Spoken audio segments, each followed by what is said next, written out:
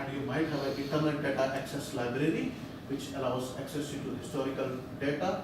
This is a Java library, so reusable internal library for accessing historical sales data, no table required. You have contacts, last update.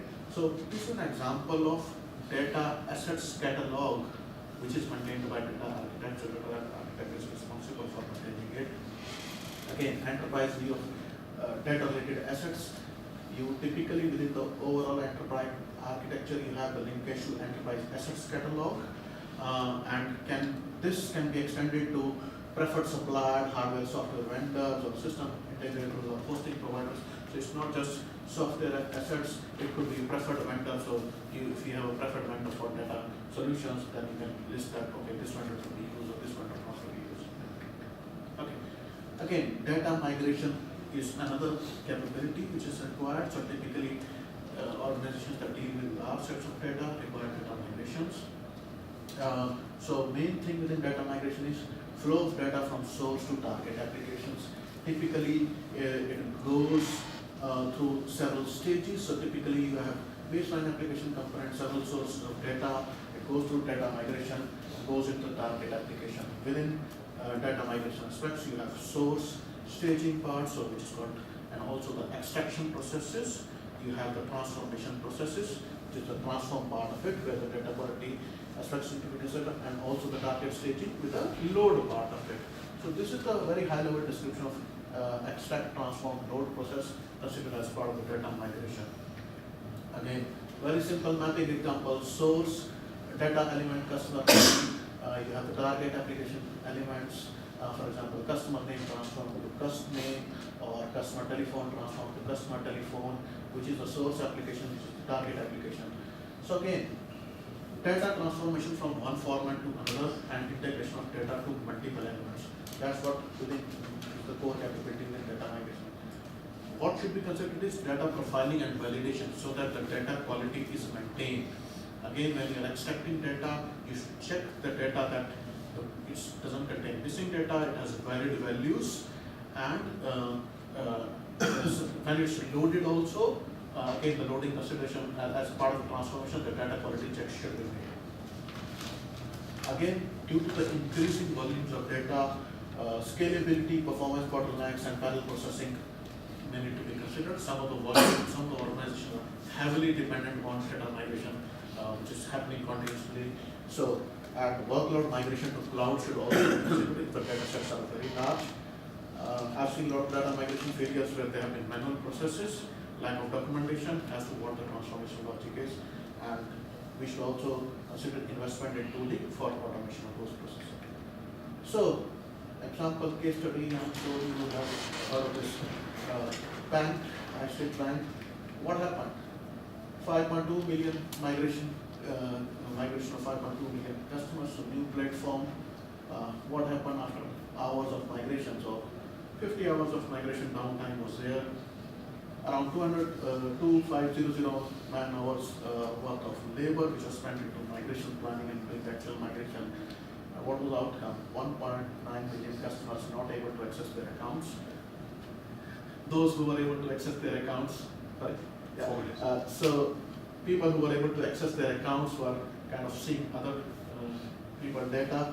So again, total fiasco, insufficient verification testing was done. So that's an example of how the migration can go wrong actually. Again, reputational damage, compensation, all those sort of things. So again, some of the things that need to be considered is industry reference architecture. For example, TM code SIT, that's an example. So again, you can relate the reference architecture to say, I've got customer care and billing as the reference, industry reference architecture. The entities it will use is products, customer bill, and service. So these are the key entities. So you can map your own applications to the reference architecture. So we should consider reuse of the existing industry data models. For example, SID for telecom, arts for retail, there are energy, there are oil and gas data models. Those are good starting points, and apply customizations to them for your own needs. That will save a lot of time and still apply the good practices, and include that as part of the architecture repository, and that should also be used for establishing a common vocabulary. Again, master data management used to define and manage critical data formats. So master data management is also very important. Again, set of reference data is more of an operational data that should be considered. So one of the best practices, set of permissible data to support decision making. Okay. So typically you have a master data hub. Within a master data management, you have several sources of data, legacy system, new application, master files. Again, there are a lot of consumers which will be consuming by various means. So they can be used GUI, message queue, files, all those sort of consideration. So main thing is within master data management, you should have data quality rules, you should have business rules which aggregate and correlate the data. So again, a lot of things to cover. Again, I will briefly, quickly pass through that part of the migration. You typically, data migration is important because, master data management is important because a lot of bad data quality is leading to loss of revenue and revenue leakage. So I'll quickly move on to some of the other aspects. So again, enterprise timeline, validity of data. So data validity also should be considered depending on whether it's what sort of domain it is. You can see the lifetime of the data is multiple years, ranging to a few seconds, depending on what the scenario is. So kind of going to summary, I've got information lifecycle management, those needs to be considered. Data security and privacy, those also are important considerations. There was data breach from a security point of view, recent last week, and it had 1.2 billion customer records with all the records being compromised. Find a lot of other things. Again, moving the data to cloud, the risk should be considered. For example, risk of bankruptcy or supplier consolidation. Again, I'll cover some other key related aspects. So finally, from a closure point of view, a lot of other things need to be considered. For example, inputs into IT governance process, naming conventions, best practices, data patterns, reference architectures, learning paths, data maintenance and update of data artifacts. You should consider enterprise search and content management, data integration aspects. You should have the data architecture should be involved into business case and return on investment analysis, depending on the data quality or data migration projects. How do you get maximum value from your data? And there are a lot of other data models, so cognitive analytics and everything. Those are the new upcoming areas where data architecture should be involved. So quickly going finally, this is the typical data architectures of an organization. You can see a lot of very complex data flows, and it's very good to come to a spaghetti architecture, but you should transform the architecture, make it layered architecture so that it's clear that what you have, the capabilities within data architecture, and simplify it, make it easy to understand. So key learning points, spreadsheets are still very common. Again, this is based on my experience. Lots of our organization, you have people who are sitting with spreadsheets, from Excel formulas. They are still supporting critical business processing. You should move to automation platform and common repositories. Take longer term enterprise view of the enterprise data. Consider security audit and compliance from day one.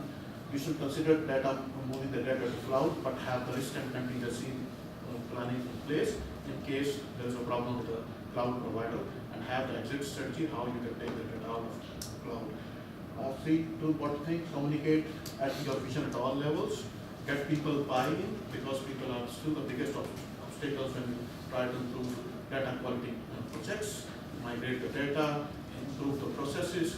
People are resistant to that, so you should have stakeholder buy-in at all the levels. And don't forget implementation governance and learn from failure. So one of the examples of major high-stakes bank failures, and we should take the learning experiences from those failures. So thank you very much. That's it. Well, thank you, Sachin. That was a very comprehensive view of the many aspects of data. So we now have 8 minutes in which I've got 3 things, and 2 of those things are an invitation to you. Please could you go to Slido and answer any of the 5 questions. It does not have to be all of them, to give a little bit of feedback to Sachin. That would be much appreciated. And just while people are doing that, if we want to have 1 or 2 questions while we are filling in the form. We have a few minutes if anyone has anything burning. Yeah. Great. How many conceptual models in an enterprise?